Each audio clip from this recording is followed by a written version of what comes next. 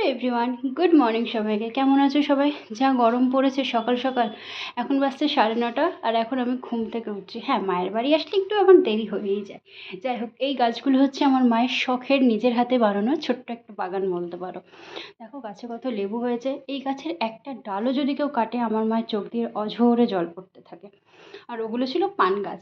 তারপর মা একটু চা বানিয়ে দিয়েছিল, তো চাটা খাচ্ছিলাম আর এই আমার বিস্কুটের আওয়াজ পেয়ে উঠে গেছে, তাই ওকেও একটু বিস্কুট দিয়ে দিলাম। আর এই লেবুগুলো না গাছের নিচে পেকে পড়েছিল, তো সেগুলো কুড়িয়ে রাখছিলাম। মা এখানে সবজি কাটছিল আর হচ্ছিল মাংস। আমার যেহেতু হাতে ব্যথা, মা আমাকে অত কিছু কাজ করতে দিচ্ছে না, তাই আমি বললাম দাও আমি সবজি কটা অন্তত গুছিয়ে রাখি। তো সবজিগুলো এখানে গুছিয়ে রাখছিলাম আর এদিকে মাংসটাও রেডি হয়ে গেছিলো। তারপর চলে আসলাম নিজের ঘর গোছাতে। আমার ঘরটা না ঠিক আমি না গোছালে শান্তি আসে না, তাই আর কি।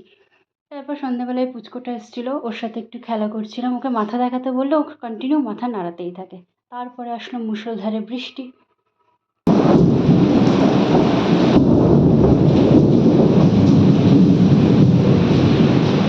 বৃষ্টি হওয়ার পর ওয়েদারটা কিছুক্ষণের জন্য ঠান্ডা ছিল। তোমাদের ওখানে কেমন বৃষ্টি হচ্ছে জানিও।